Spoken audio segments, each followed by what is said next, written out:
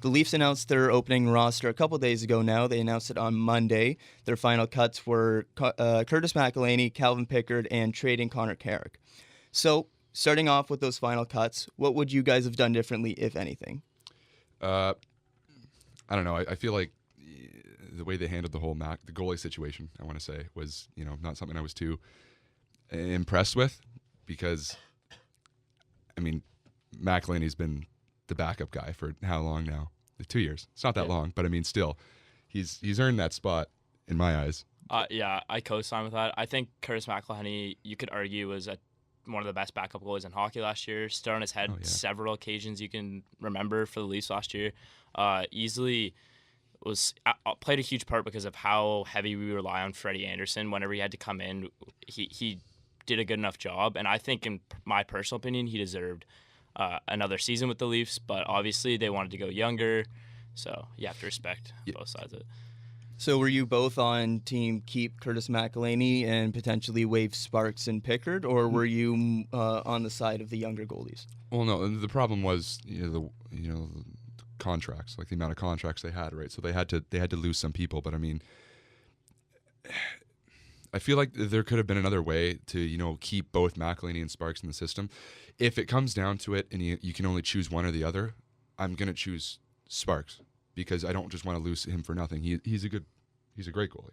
He's still young. Sure. Yeah, right? And that I agree with that, because it's like Sparks is still young, and he's obviously put up ridiculous numbers in the AHL last year, and you don't want to just lose that for nothing. But at the same time, it's like Curtis McElhinney also had such a great season as a backup last year. You also don't want to lose that for nothing. So I was kind of torn, but ultimately I think it will work out just fine for the Leafs. McElhinney had what, 9.35 save percentage last year? Yeah, I think it was a 9.34, but I'll double check that. Yeah, like how old is he?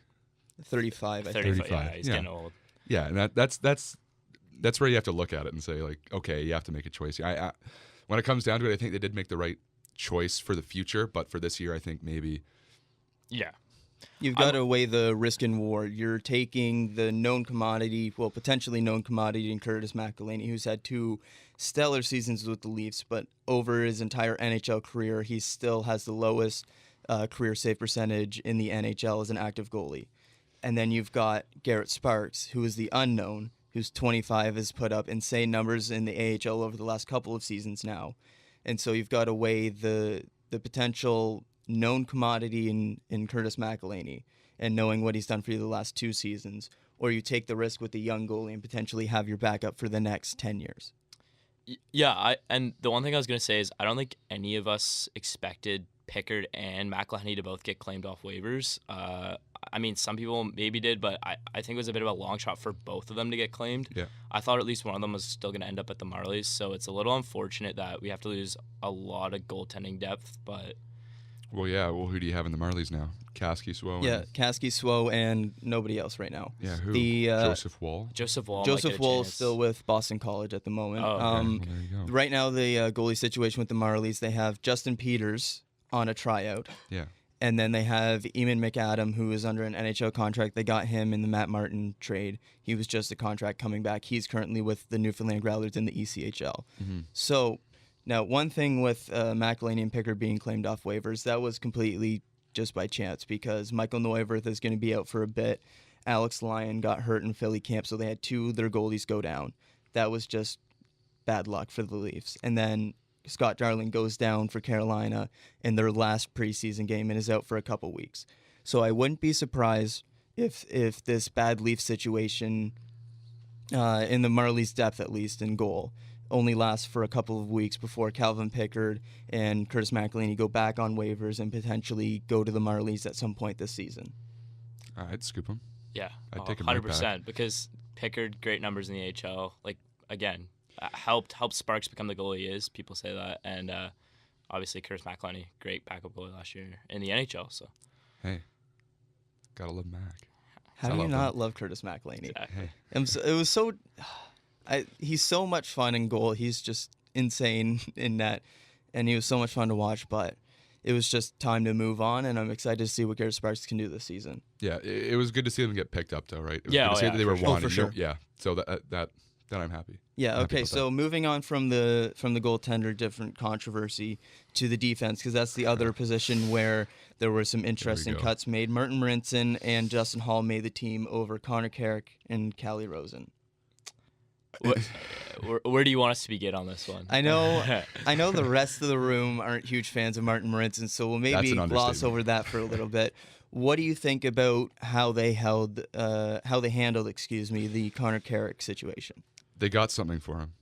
Yeah, I didn't want to see him become Josh Levo 2.0 because I like Connor Carrick is one of my favorite like personalities and players in the NHL. Like I liked watching him on the Leafs when he did get to play, and obviously I'm a big Josh Levo fan too, and I hated seeing him sit on the sidelines all of last year. So I'm happy that he's going to get a chance to play. Hopefully, it looks like he's going to get one of the final roster spots in Dallas and their blue line. So that's really good to see. Yeah. Well, I mean, it comes down to like if you have space for a player too, right? I mean, I understand the Levo situation a little bit. Obviously, he could have played for the Leafs last year, right? Yeah. I think we can agree on that. Absolutely. But I mean, when you have players like Komarov and Martin making money, you don't just want to sit that money out, right? If they're on your cap hit, you kind of have to play them. Yeah. Oh yeah. You can't just have what Well, is I mean, that? you don't have to. Okay, well, between the two of them, what is it? Well, at the very least, you don't have to play those guys night in and night out. You can rotate the Yeah. lineup a bit. You can play those guys like just on the second half of back-to-back. Just play Josh Levo kind of thing. Well, yeah, and the thing was like Gauthier played just as much as Levo last year, right?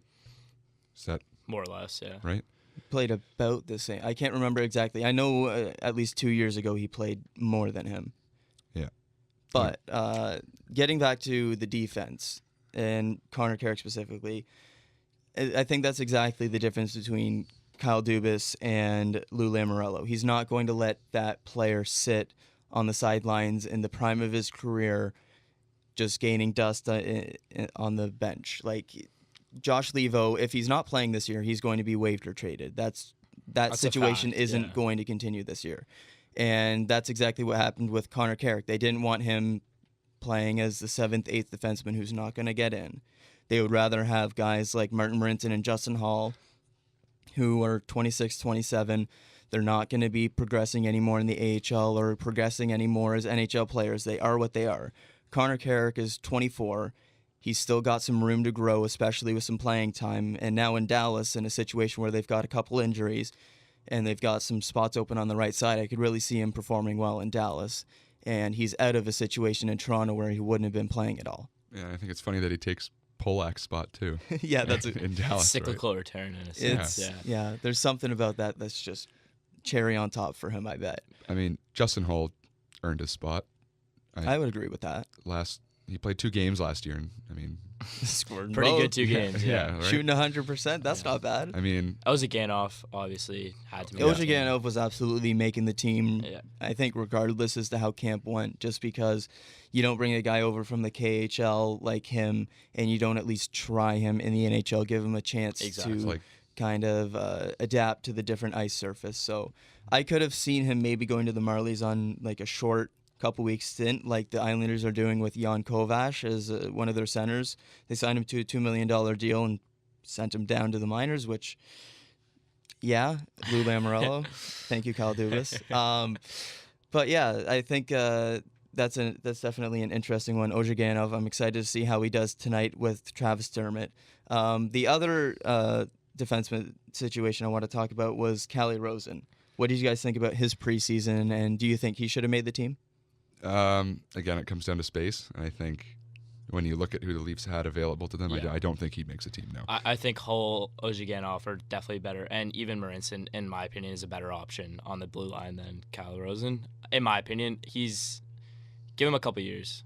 Yeah, Yeah. Calle Rosen, I think he performed well enough to be an extra defenseman on the Leafs, but his age combined, he's already 23, 24, so he's on the higher end, but he didn't require waivers, Yeah. and I think he's got a lot more to learn in the AHL than a Yeah. guy like Martin Marincin does. Marincin isn't going to get it. He's not going to improve puck handling wise. He's not going to improve shooting the puck. A guy like Calle Rosen, he's already got those offensive skills. He's got great passing. He's really good on breakouts. He just needs to improve the defensive side, and I think that he could really We saw it last year in the Calder Cup playoffs. He was a beast for the Marlies, easily their best defenseman. And I think that he's an interesting call-up candidate later in the year, but it made sense to send him down right now.